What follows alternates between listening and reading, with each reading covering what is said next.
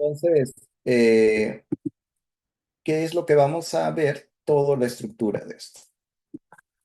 Entonces, vemos acá, esta es una visión frontal del sistema de conducción y aquí vemos al haz de His.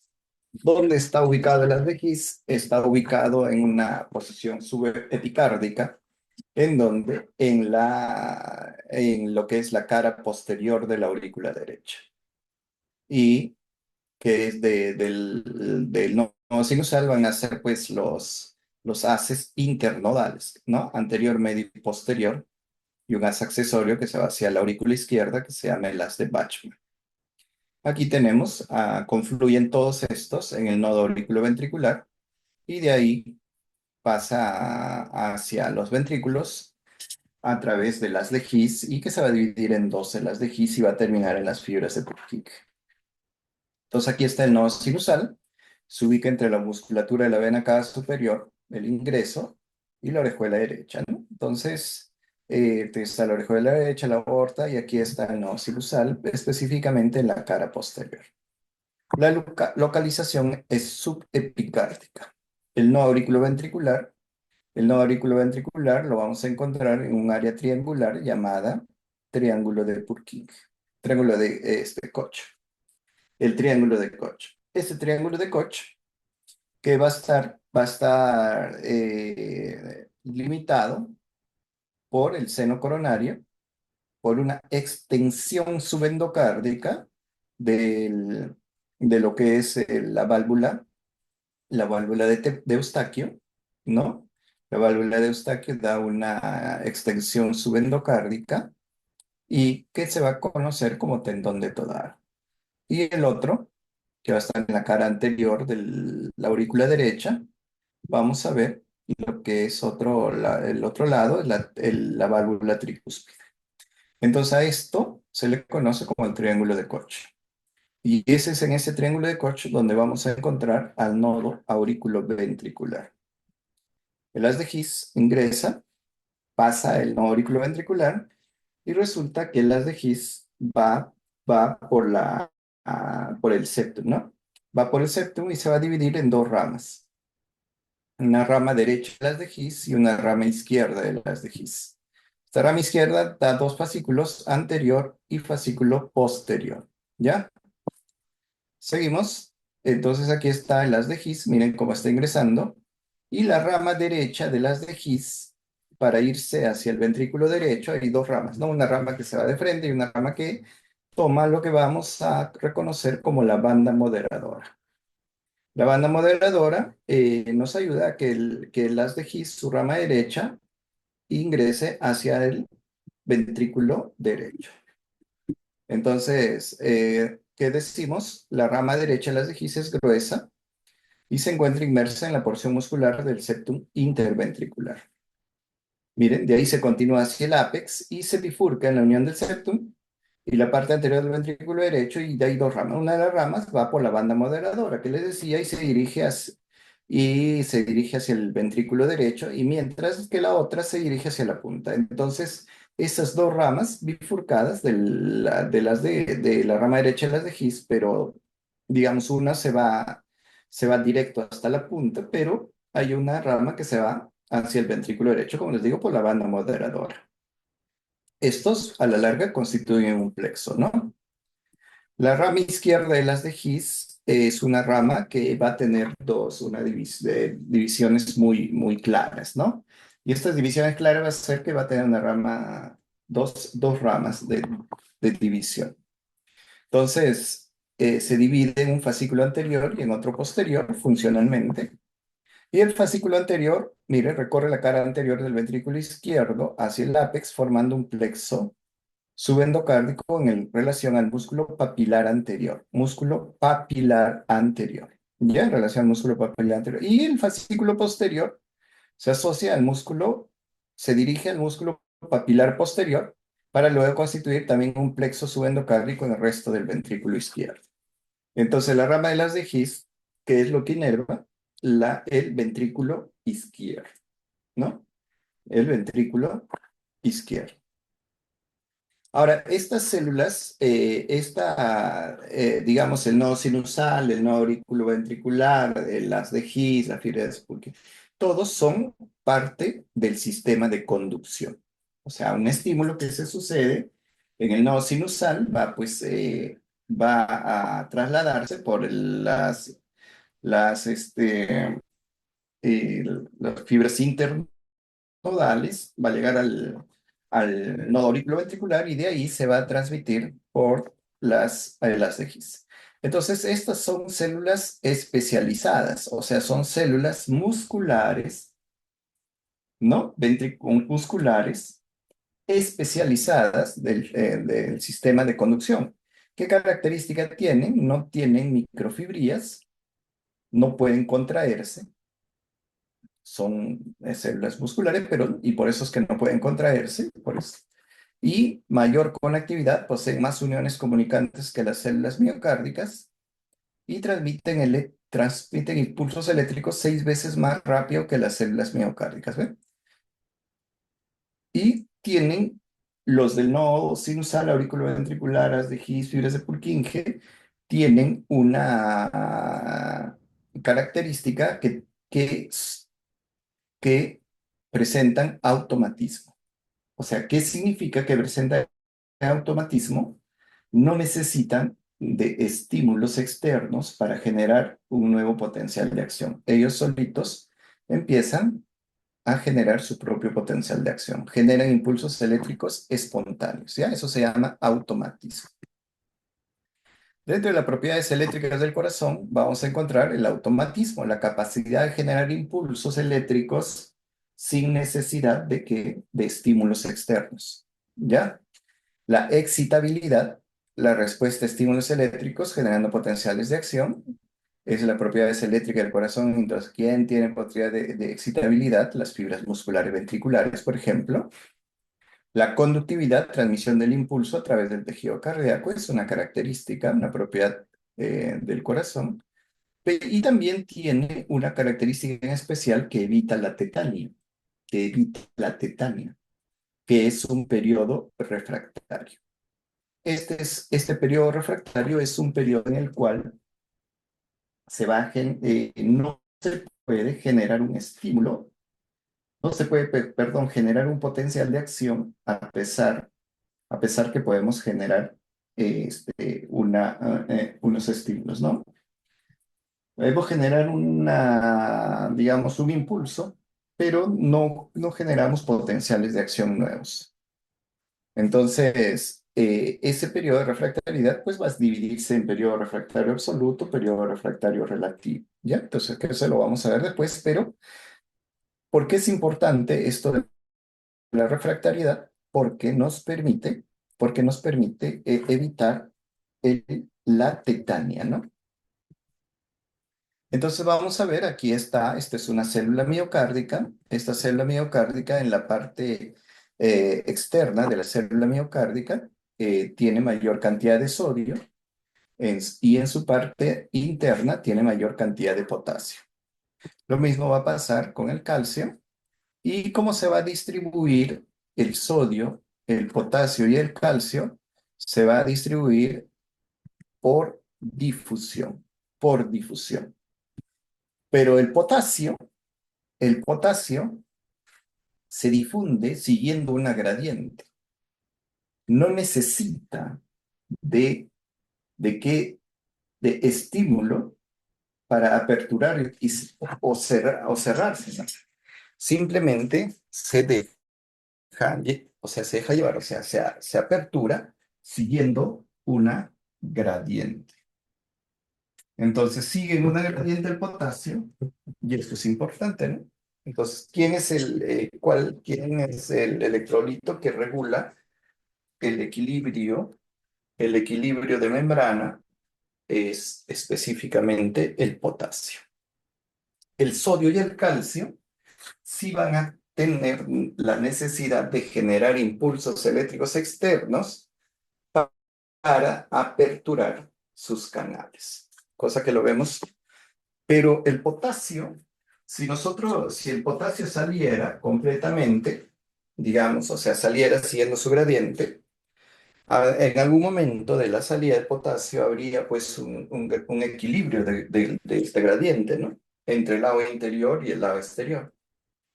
Pero resulta, pero resulta que en el lado interno, o sea, en el lado intracelular, va a haber la presencia de proteínas que llevan carga negativa y la presencia de fosfatos que también tienen carga negativa. Estos fosfatos y estas proteínas hacen que el potasio no difunda completamente. Entonces, al hacer que el potasio no difunda completamente, el lado intracelular se carga, digamos, la carga mayor es negativa y la superficie externa, la carga es positiva. Entonces, al no salir el potasio completamente, al haber cargas negativas en el lado interno, hay un equilibrio, un equilibrio, un equilibrio eléctrico, y ese equilibrio eléctrico se va a llamar potencial de membrana, o potencial de equilibrio, o potencial de membrana. ¿Ya? Entonces, ¿quién es el ion principal que mantiene el potencial de membrana? El potencial de equilibrio es el potasio. Entonces, aquí tenemos algunas concentraciones iónicas y el potencial de equilibrio. Por ejemplo, la concentración extracelular del sodio en medio es 140, el potasio es 3,5 a 5 en el extracelular, del calcio no es medible, o sea, por lo menos el cloro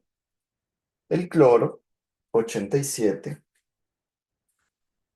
La concentración intracelular, como ustedes ven, el sodio tiene menor cantidad de concentración intracelular, el potasio mayor concentración intracelular, pero cada uno de estos iones, como ven, tienen un potencial de equilibrio, un potencial en que ya no pueden fluir más.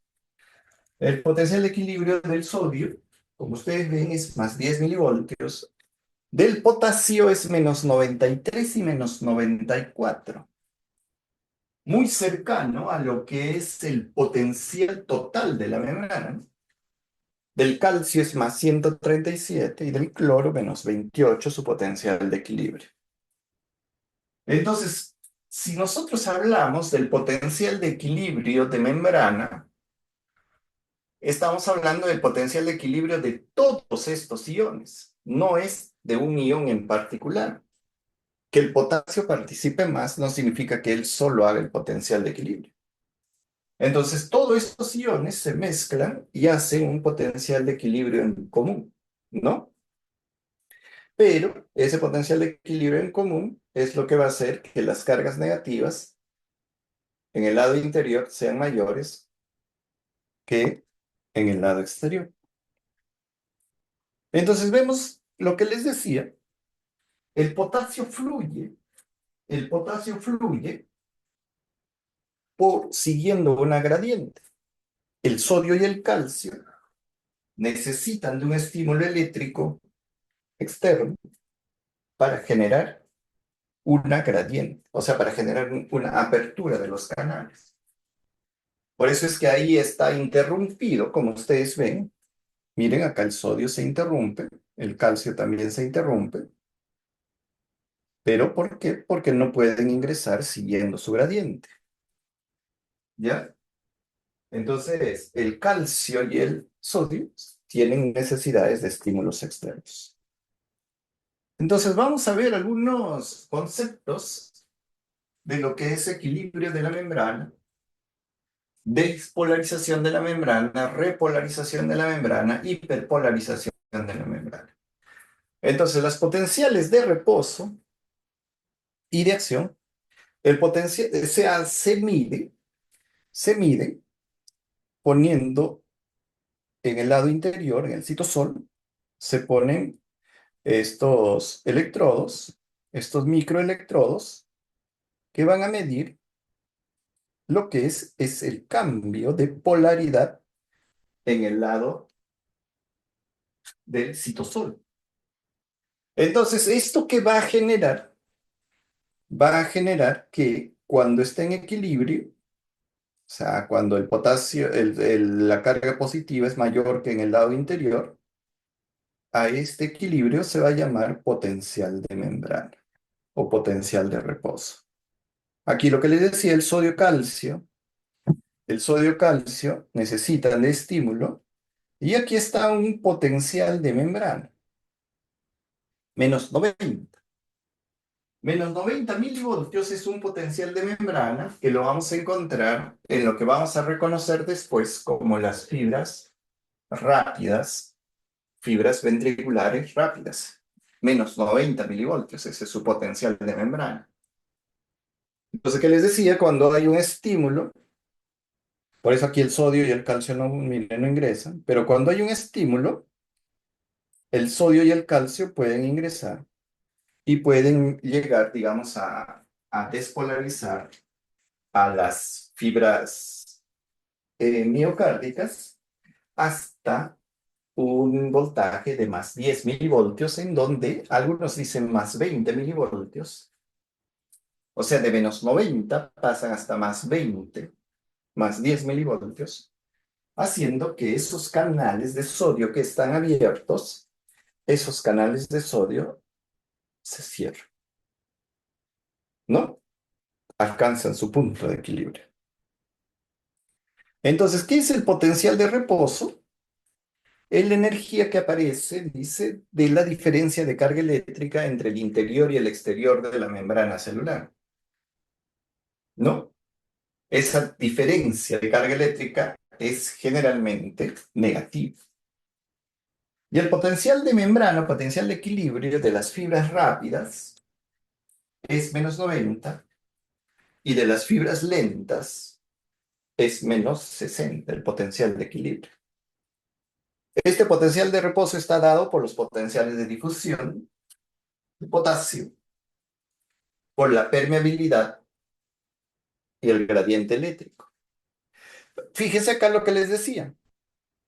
El potasio fluye, pero deja de fluir. ¿Por qué? Porque hay cargas negativas que lo atraen.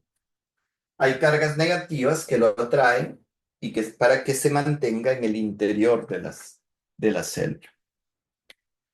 Estas cargas negativas son las proteínas y son los fosfatos. O sea, no permite el ingreso de potasio, salida completa de potasio, haciendo que el lado interior se cargue negativamente y el lado exterior se cargue positivamente. Entonces, una vez que, digamos, se presente un estímulo, una vez que se presente un estímulo eléctrico,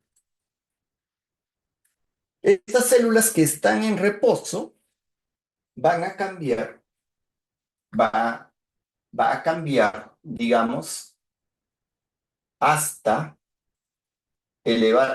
hasta elevar, digamos, su carga, empezar a despolarizarse y llegar hasta un punto en el que se le va a conocer como potencial umbral. El potencial umbral se va a referir a un punto de voltaje en el que se aperturan todos los canales, ya sea, por ejemplo, los canales de sodio de las fibras rápidas o los canales de calcio en las fibras lentas. El potencial umbral es un lugar, es un punto, es un valor del potencial transmembrana en que se apertura totalmente. Y de ahí sale de lo que conocemos como la ley del todo o nada. De ahí sale lo que vamos a conocer, la ley del todo o nada. Entonces, ¿cuál es la ley del todo o nada? Significa que cuando lleguemos, cuando el estímulo hace que la membrana cambie hasta un definido potencial de membrana, se aperturan todos los canales. No hay vuelta atrás.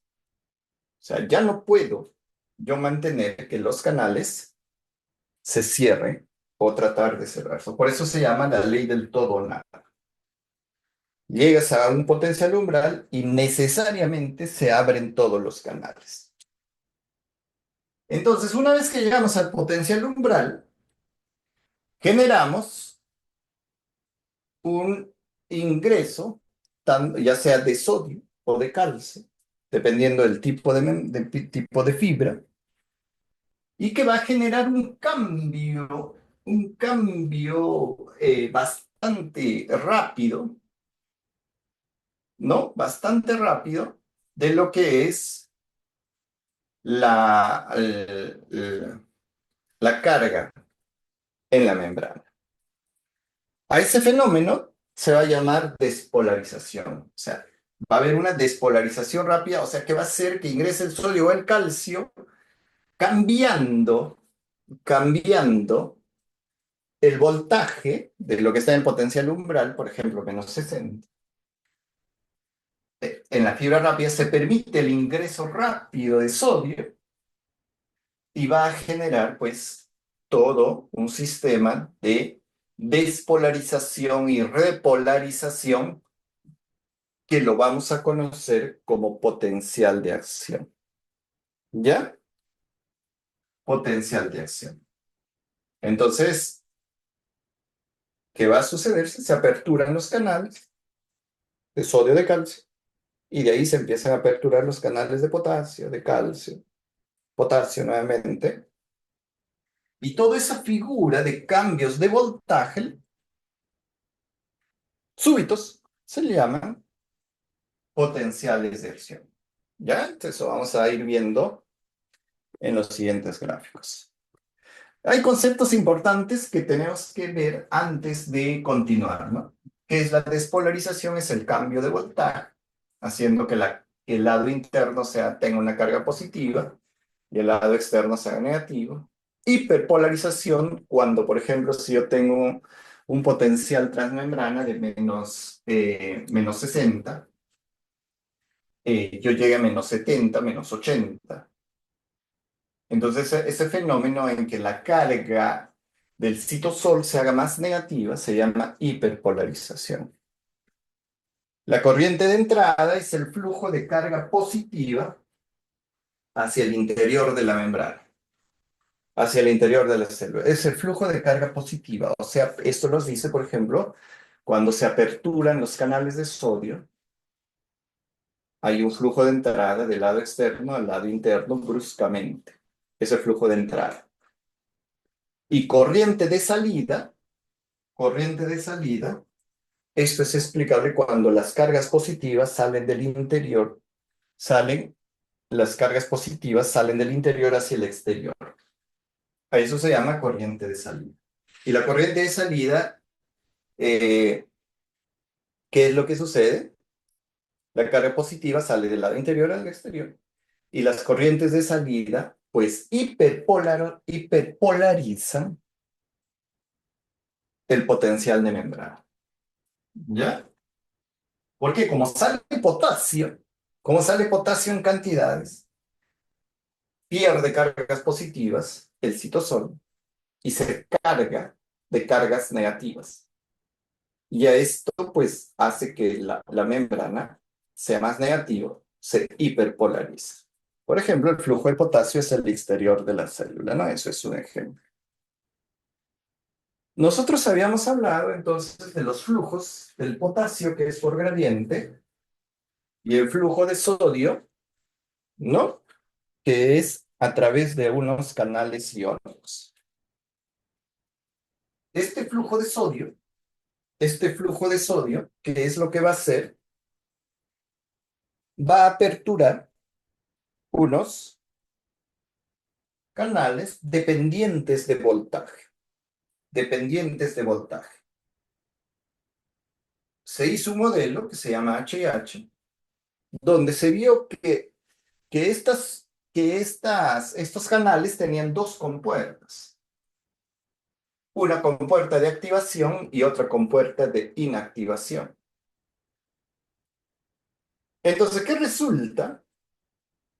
Que resulta que cuando llegamos, esto es su potencial de acción, cuando llegamos a este punto amarillito que está acá, que estoy señalando, es que estoy llegando al potencial umbral. Entonces, de acuerdo al concepto que hemos dicho, la ley del todo o nada, cuando llegamos al potencial umbral, se apertura totalmente este canal.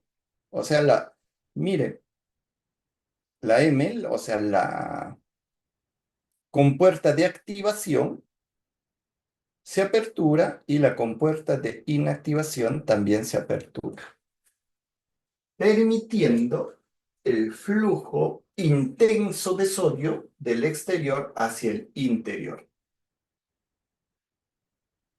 Y de ahí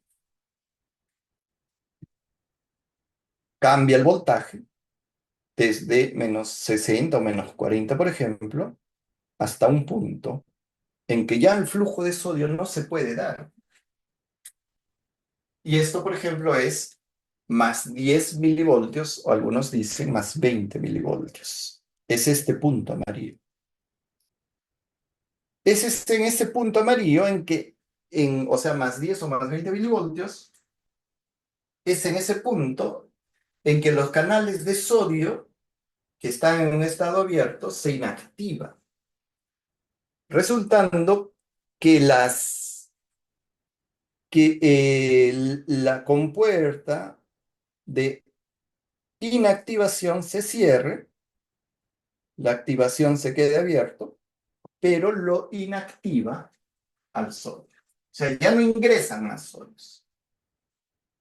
Entonces, al no ingresar más sodio, se termina la despolarización y va a empezar un proceso llamado repolarización. La repolarización continúa disminuyendo el voltaje hasta llegar a un punto en que estos canales de sodio cambian, haciendo que las compuertas de activación se cierren y las de inactivación se abran. Entonces, las que están cerradas, las compuertas de inactivación, se abren y es en ese punto en que la membrana se le conoce como estado cerrado y es en ese punto donde el estímulo o donde la célula fácilmente responde al estímulo eléctrico. Entonces, cuanto más me acerco al potencial de membrana, cuanto más me acerco al potencial de membrana, voy a tener que mayores canales de sodio sensibles para poder generar un nuevo potencial de acción. ¿Ya? Propiedades de los canales, que les dije, la ley del todo nada. Una vez que llegamos al umbral, pues ya no hay vuelta que dar. Todo se va hacia adelante, ya no puedo retroceder, eso se llama la ley del todo nada. Los estímulos que alcanzan el umbral abren los canales al mismo tiempo. ¿Y por qué abren los canales al mismo tiempo? Porque tenemos una red sincitial, como un sinsitio, como una red. Los canales también tienen su periodo de refractariedad, que ya les he mencionado, ¿no? O sea, estos canales, cuando están en el estado inactivo, ¿qué va a suceder? Cuando está en el estado inactivo, va a suceder que a pesar de que nosotros estimulemos ese canal no se va a aperturar por nada. Por eso se llama ese periodo refractario. ¿Y por qué se le va a llamar refractario? Un periodo refractario absoluto.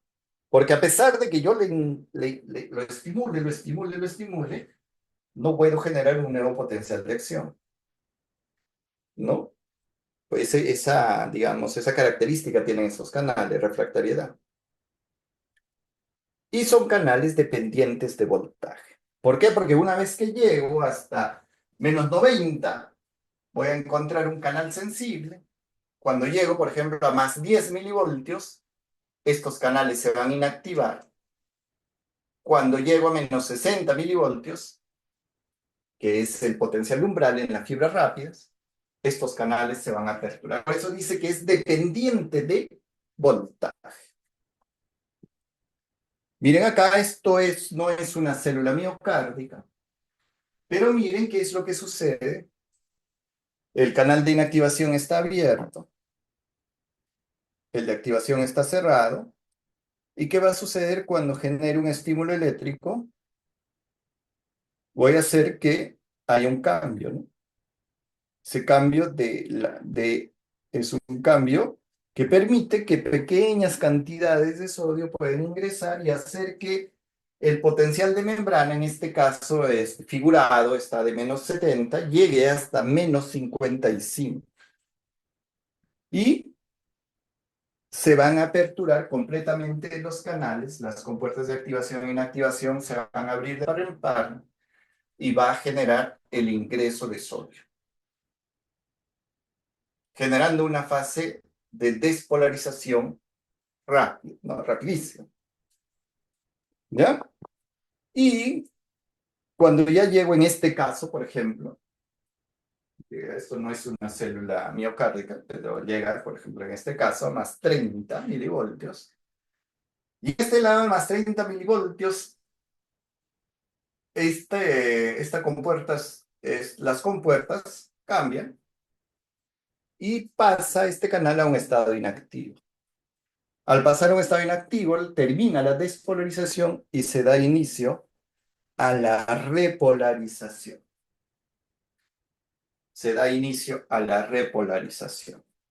Y la repolarización está comandado o está dirigido por los canales de potasio.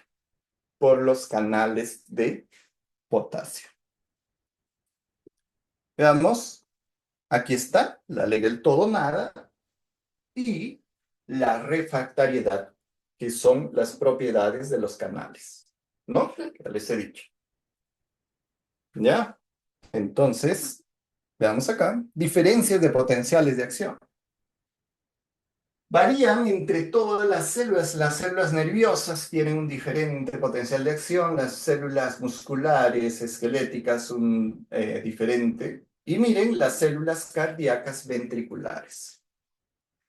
Las células cardíacas ventriculares se diferencian de las otras células porque su tiempo de potencial de acción es mayor, 200 milisegundos.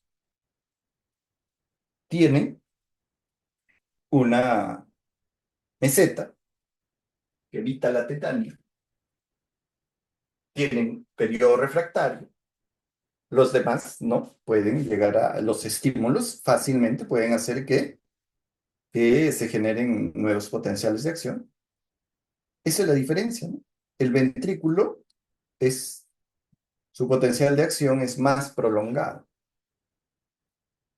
Entonces, ahora vamos a aprender que esto que tenemos en el corazón, dos tipos de fibras. Unas fibras rápidas y unas fibras lentas.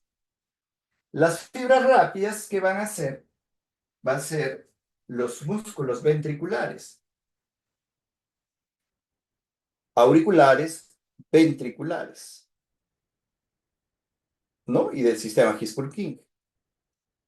El potencial de reposo de estas fibras rápidas, que son estas, es menos 90 milivoltios.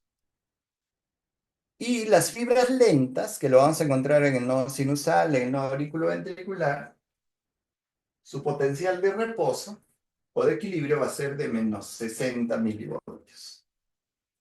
Entonces, ahí la diferencia entre los dos. Fibras rápidas, fibras lentas. Entonces, el potencial de reposo, los valores para fibras rápidas es menos 90 y menos 60 para fibras lentas o fibras nodales. Nodo auriculoventricular o nodo sinusal. Mira, ¿ve cómo varía el potencial también de membrana en las fibras auriculares? -80, pero hay que estar un poquito acorde. Entonces, ¿quién corrige, quién mantiene estos potenciales de reposo? Ya les dije, principalmente el potasio. El potasio. ¿Quién produce la despolarización? Canales de sodio. Determinantes, mira, por eso, alta permeabilidad al potasio, que se da por gradientes iónicos, y, y baja permeabilidad al sodio, que esa baja permeabilidad del sodio se da porque el sodio necesita de estímulo eléctrico para aperturarse. Necesita de estímulo eléctrico para aperturarse. ¿Ya? Después la otra propiedad tenemos factores moduladores, pues la temperatura, concentraciones iónicas extracelulares y presión autonómica que vamos a ver. Entonces aquí está, como estamos midiendo el potencial de reposo, ¿qué es lo que estamos haciendo? Hemos puesto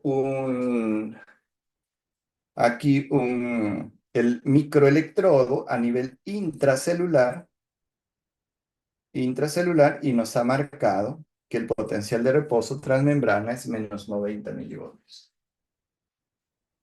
Ojo, ojito, no estoy midiendo el extracelular, estoy midiendo el intracelular. ¿Ya? Entonces aquí están los potenciales de reposo y las concentraciones, potencial de equilibrio también que hemos visto. Y miren lo que es un potencial de acción cardíaco de fibras rápidas. El potencial de acción cardíaco de fibras rápidas, aurículas, ventrículos, el sistema GIS, va a tener que 4 fases. Fase 0, fase 1, fase 2, fase 3 y fase 4. Una vez que se alcanza el potencial umbral, va a venir la fase 0, que es el ingreso de sodio. Va a llegar hasta +10. Una vez que llego a +10, se van a aperturar se van a cerrar estos canales de sodio, se van a aperturar en fase 1, lo que conocemos como el inicio de la repolarización. Empiezan a salir potasio. En la fase 2 es la fase de la meseta. Y en la fase de la meseta el potasio sigue saliendo, pero se aperturan canales de calcio. O sea, sale cargas positivas e ingresan cargas positivas. Ingresa ese calcio y generando en la fase 2 lo que vamos a conocer como la meseta cardíaca. Una vez que se cierran los canales de calcio, se da inicio a la fase 3. Y la fase 3 es completamente actividad del flujo del potasio. Completamente actividad del flujo de potasio. Haciendo que el voltaje sea negativo hasta alcanzar el potencial transmembrana. Y para alcanzar completamente el equilibrio, tenemos a la fase 4. La fase 4 está regido por lo que es la bomba de sodio y potasio. Es la que ya alcanza el equilibrio total. Acá lo que les estoy diciendo, fase 0, ingreso de sodio, fase 1, potasio, fase 2, la fase de la meseta, ingresa calcio, sale potasio, la fase 3 es completamente salida de potasio, y la fase 4 es un equilibrio de la bomba de sodio y potasio. Aquí está mi monito, miren la fase 0 del potencial de acción. La fase 0 del potencial de acción, estabas hablando de fibras rápidas, ingreso completamente de sodio, apertura masiva de canales de sodio, dependientes de voltaje. Rápidamente alcanzan voltajes positivos. Les dije, llega a +10 o +20, en que se cierra todo. Se invierte la carga. De -90 llegamos hasta +20, en que se cierran los canales de sodio. Está determinada una velocidad máxima. puede alcanzar a 200, 300 voltios por segundo, es rapidísimo, ¿no? Por eso es vertical. Y, y se inactivan dependientes de voltaje, ¿ya? Se inactivan rápidamente. Llegan hasta más 20, ¡pop! Se cierra, se inactiva. Canales de sodio inactivados. Seguimos acá, miren, aquí está de bonito el canal en la fase 1, en que se da inicio a la repolarización. Se inactivan los canales de sodio y transitoriamente se activan los canales de potasio de tipo ITO, dicen. ITO, ¿no? Se activan otros canales de corriente de cloro activada por calcio. Pero lo que es importante es que en la fase 1 se activan unos canales de potasio que se les conoce como ITO. O sea, digamos, son canales de repolarización temprana. Entonces dice acá, produce una muesca característica en el potencial de acción, esto por eso es una muesquita, más prominente de las células epicárdicas que las endocárdicas. La fase 2, la fase 2 les decía que es un ingreso, continúa la salida de potasio, pero ¿qué sucede? Se aperturan los canales de calcio y formando un equilibrio eléctrico, ¿no? Salen cargas positivas, ingresan cargas positivas. Salen cargas positivas, ingresan cargas positivas. ¿Y qué es lo que va a suceder? En la fase 2 se va a llamar fase de meseta. La fase 3, la fase 3 es completamente dependiente de potasio. Entonces ahí donde se aperturan todos los canales de potasio. No se aperturan, o sea, se da inicio a la gradiente de potasio. ¿Y qué va a suceder? Lo que vamos a conocer como repolarización rápida. Repolarización rápida. ¿Ya? Se alcanzan valores negativos. Se inactiva el canal de calcio tipo L, ¿ya? Eso es lo que les decía, la fase 3. Se activa lo de potasio y hay una restauración gradual, ¿ve? Pasando de un voltaje casi positivo y va llegando a voltajes más negativos. Canales de potasio en fase 3 hay múltiples, miren. Los canales propios de la fase 1 y los canales y todo ya casi como que no encontramos, ¿no? ¿Ve? Los canales IKS, rectificadora lenta, IKR, rectificadora rápida tardía, IK1, rectificación de ingreso intenso, miren, estos canales de potasio se aperturan en fase 3 nada más. Algunos dicen que los canales CITO también se aperturan en fase 3, pero bueno, este gráfico nos dice que predominan otro tipo de canales de potasio. La fase 4, la fase 4 es una fase donde se activa la bomba de sodio y potasio, ¿no? Pero aquí yo les pongo que en la fase 4 llegamos al potencial de reposo en las células no automáticas. Pero en las células automáticas, la fase 4 es una fase inestable. ¿Por qué es una fase inestable? Porque una vez que alcanzo el potencial de membrana, ¿qué es lo que va a suceder? La célula se va a persistir la salida de potasio y va a generar una hiperpolarización en lo que estamos hablando de fibras lentas, o sea, no sinusal y no auriculoventricular.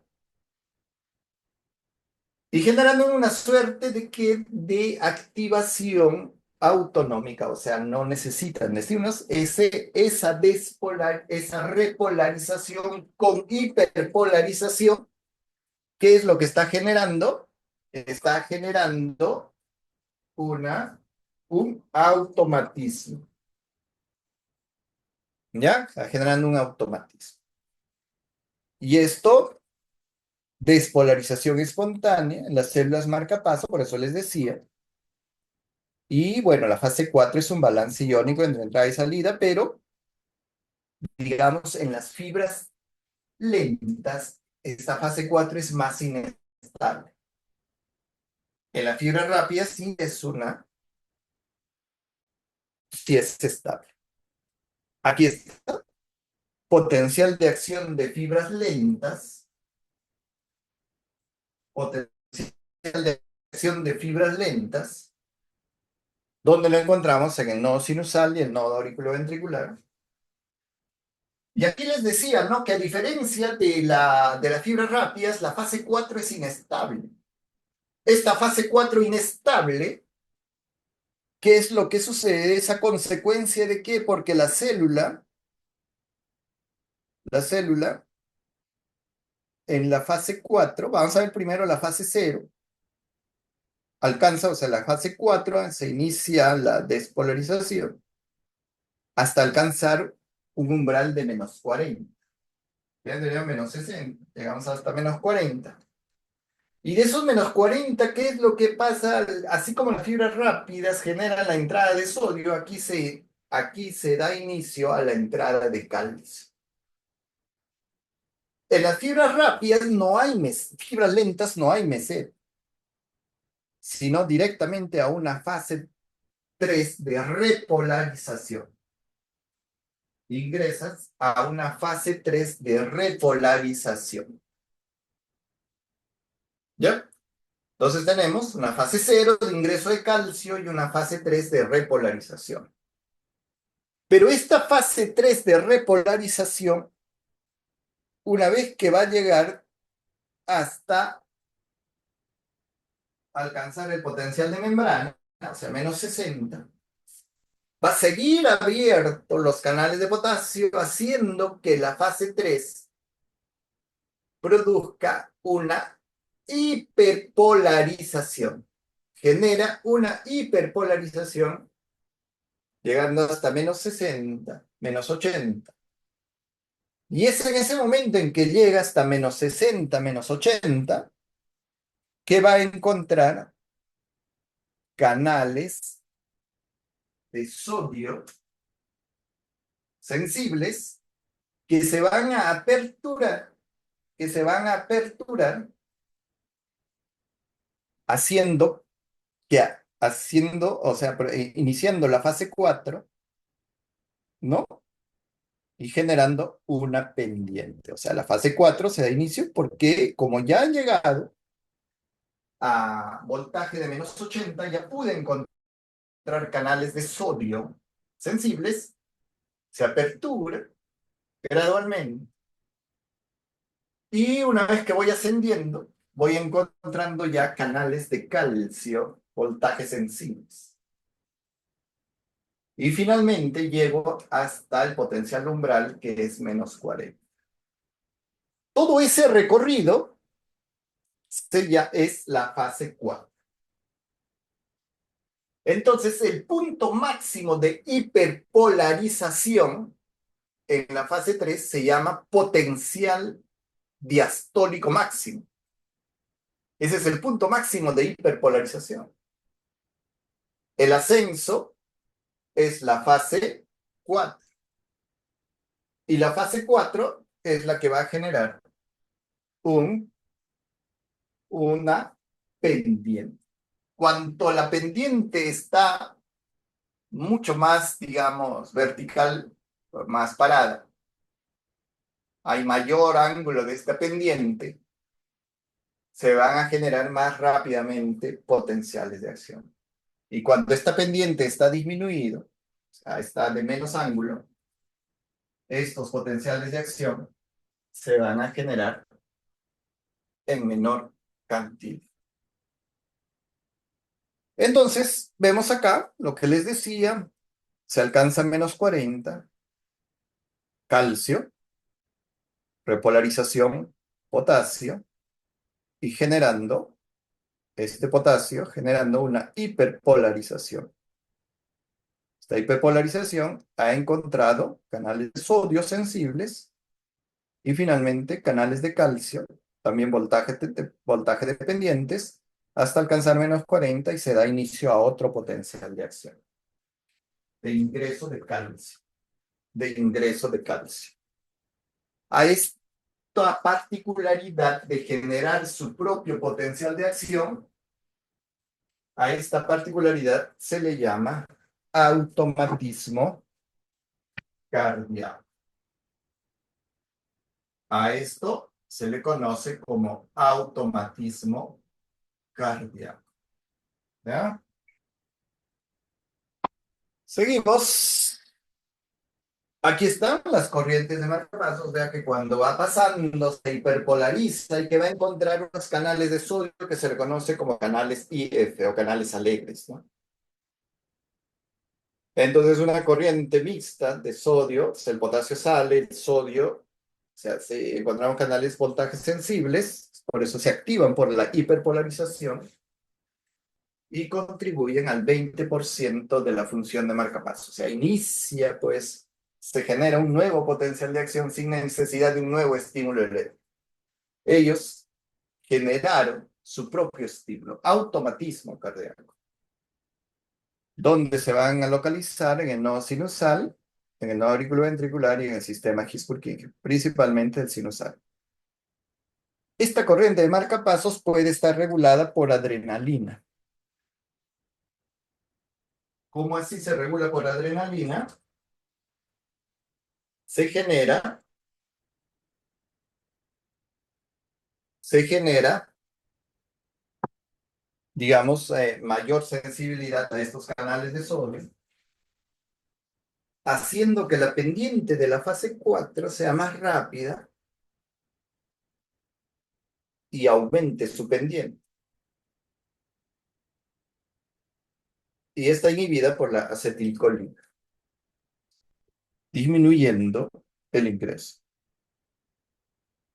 Propiedades de los potenciales de acción de acuerdo al tipo celular. Hemos dicho fibras rápidas, fibras lentas, pero aquí lo vamos a diferenciar entre lo que es el nodo sinusal, el nodo auriculoventricular, la fibra de Purkinje y el músculo ventricular. El potencial de reposo, -90, debemos recordar. El nodo sinusal en -60, el nodo AB también -60, 70, ¿ven? Célula muscular auricular -80, -90. La amplitud del potencial de acción en el nodo sinusal llega hasta +60, +70. La amplitud, o sea, lo que te da pues, todo el ingreso de calcio. Miren, en el músculo ventricular +110 a +120.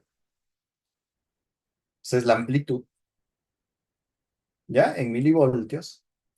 La duración, la duración es en la célula muscular auricular de 100 a 30 milisegundos. Célula muscular ventricular de 200 a 300 milisegundos.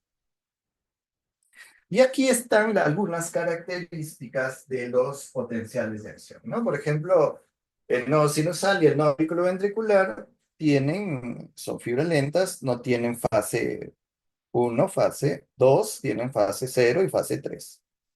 En la aurícula, digamos, hay mayor, la meseta no se ve tan bien, ¿no? En las de His, en el ventrículo Purkinje, sí se ve pues una fase 2 bien pronunciada. Entonces, potencial de acción, fibras lentas, membrana de no sino auricular y auriculoventricular, potencial de membrana -60 en promedio, y potencial de membrana del músculo auricular ventricular, todo es entre -80 a -90, ya sabemos dependiente, pues si es ventricular es -90, y si es auricular -80, 86, por ahí va, ¿no? Listo, y los canales de sodio están en reposo. Y en la zona auricular, cuando estamos al potencial de membrana -60, encontramos canales de sodio inactivos. Y que es para que se activen estos canales de sodio, que necesitamos que la célula se hiperpolarice. Y aquí es donde vamos a encontrar actividad de los canales L, los canales de calcio. Célula de respuesta lenta, se los dejo, pero aquí hay algunos cambios en los valores nada más. -60, -70, aquí le pone -60. El nivel de potencial umbral, aquí para nosotros es -60. Esto, bueno, lo que quiero que ustedes vean, que es, por eso hay algunas diferencias. ¿Y por qué se llama célula de respuesta rápida? Porque su velocidad rápida de conducción, miren, 0,5 a 5 metros por segundo, y velocidad más lenta en respuesta lenta. Presencia de canales rápidos de sodio, y aquí hay ausencia de canales rápidos de sodio. Y la altura de la fase 0 alcanzamos a +20, y en la respuesta lenta alcanzamos a +10. Entonces hablemos ahorita del periodo refractario. El periodo refractario, el periodo refractario es el periodo en el cual no se pueden generar nuevos potenciales de acción, no se pueden generar nuevos potenciales de acción, a pesar de que, a pesar de un estímulo. Entonces, tenemos dos tipos de potenciales refractarios, periodos refractarios, al que vamos a conocer como periodo refractario absoluto. Y miren la definición, y la definición que me dice: ningún estímulo, por fuerte que sea, no puede generar un nuevo potencial de acción. ¿Qué comprende? ¿Qué fases comprende? La fase 0, la fase 1, la fase 2 y el inicio de la fase 3.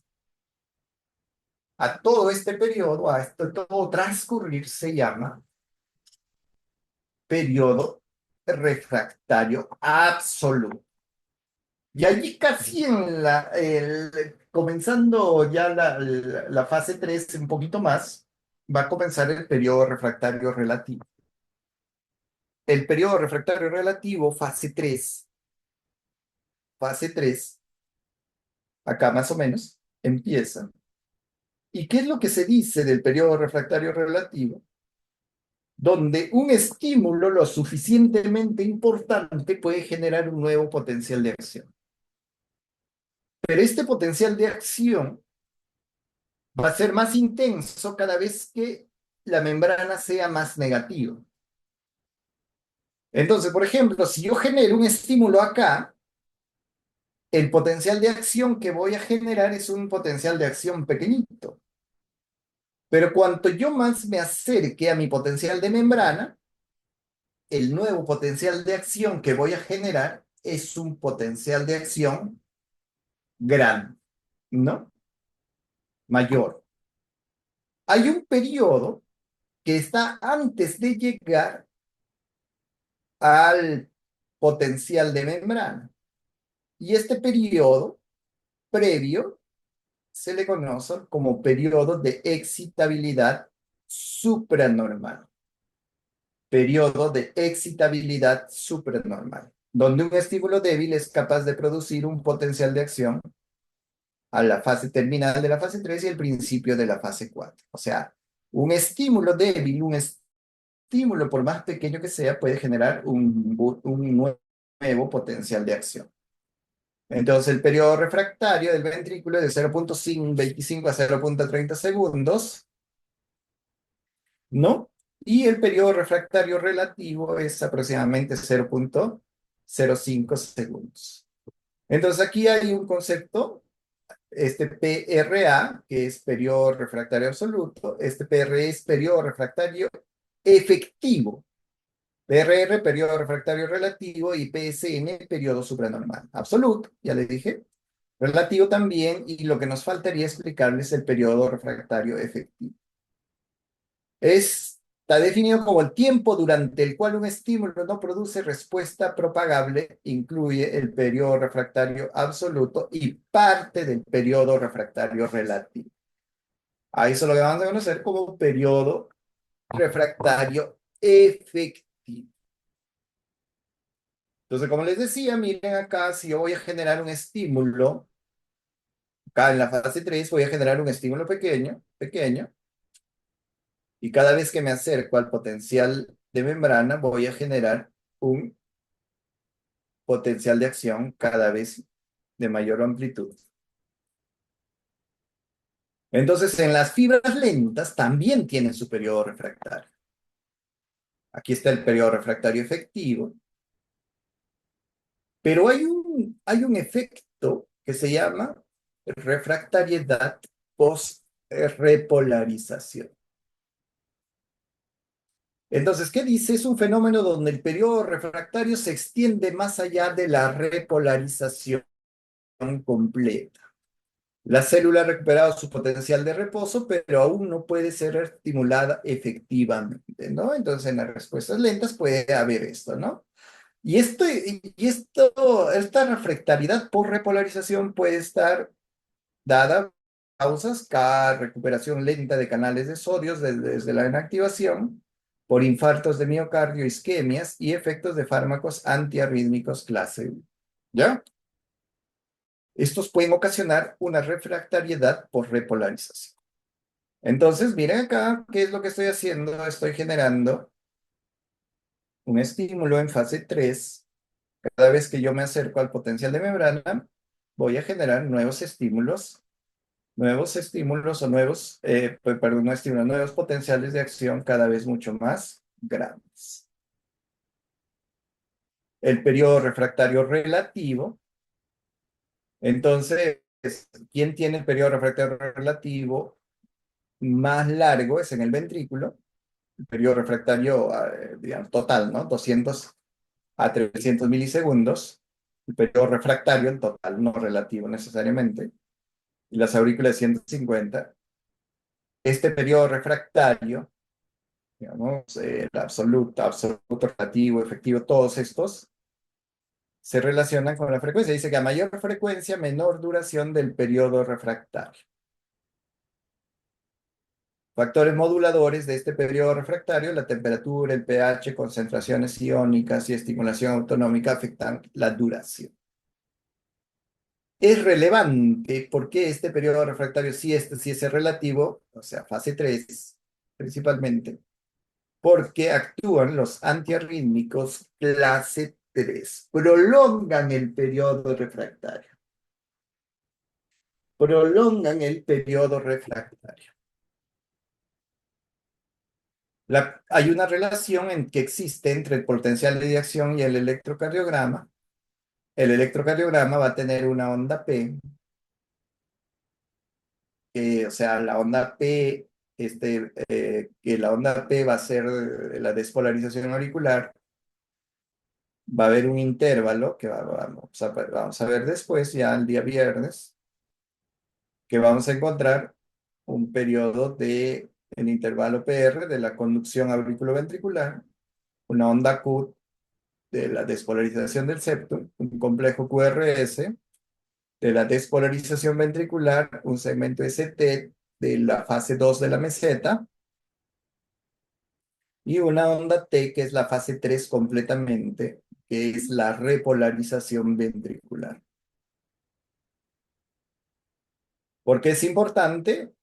Porque vamos a reconocer que hay fármacos que inhiben los canales de sodio, ¿no? Fase cero, perdón.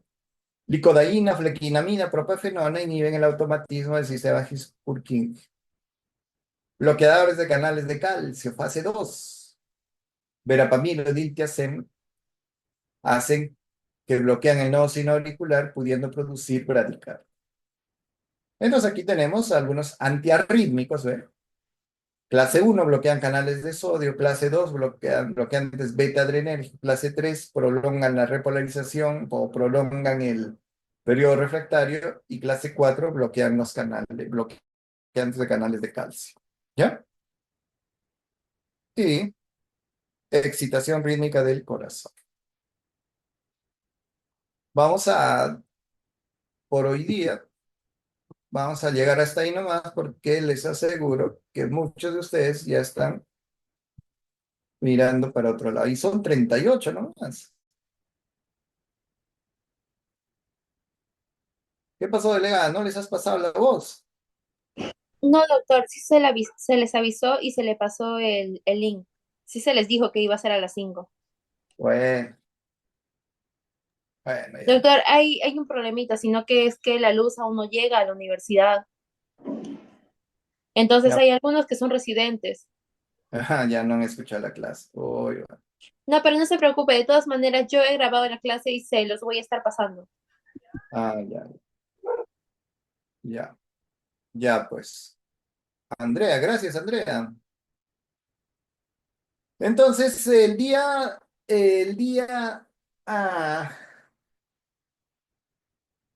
Bien, viernes, el día viernes, vamos a tener una exposición de sus compañeros. Dos compañeros de ustedes van a exponer sobre, van a hacer van a escudriñar, van a sacar unos datos importantes del folleto que se los he enviado. ¿Está bien? Todos deben hacerlo, ¿no? Pero dos compañeros les hemos encargado para que hagan diapositivas, algunas imágenes solamente del folleto, porque de ahí les viene también en el examen. ¿Ya? Así que trátenlo de hacer bien, cada uno va a hacer 20 minutos y vamos a continuar la clase. ¿Listo? Listo. Como ustedes habrán visto, le hemos cambiado la fecha de los exámenes y vamos a dar el examen, el primer examen el próximo viernes, ¿no? Ya no va a ser, no es el lunes, el viernes va a ser. Así que pueden todavía empezar a estudiar. Listo, nos vemos el día viernes. ¿Ya? Nos vemos el viernes. Listo. Nos para eso vemos. tendría que poner. Hasta luego, doctor. ¿Qué? Sí, ¿Qué doctor, no dice? se... No les escuché. Listo, nos vemos. Gracias, doctor. Buenas noches. Buenas noches.